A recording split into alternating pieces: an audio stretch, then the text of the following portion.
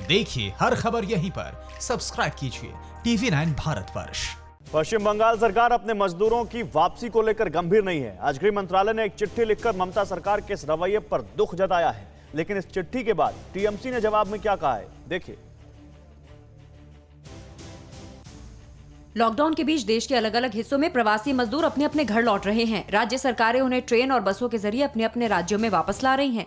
लेकिन पश्चिम बंगाल सरकार अपने मजदूरों की वापसी को लेकर उतनी गंभीर नहीं दिख रही।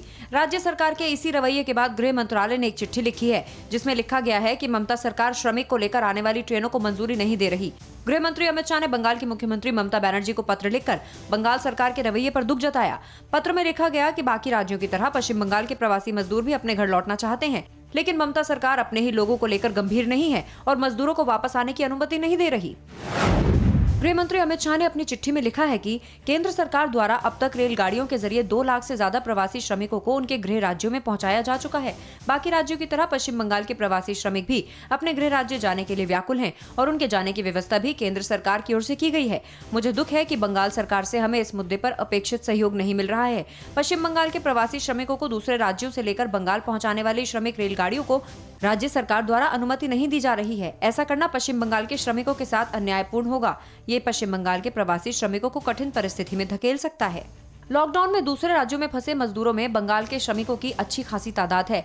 बंगाल का बहुत सारे माइग्रेंट लेबर पूरा देश में है, लेकिन पश्चिम बंग सरकार केंद्र का इस आह्वान पर एकदम चुप्पी साध दिया। पड़ोसी राज्य झारखंड से जाने वाले मजदूरों में बंगाल के मजदूरों की संख्या सबसे ज्यादा है।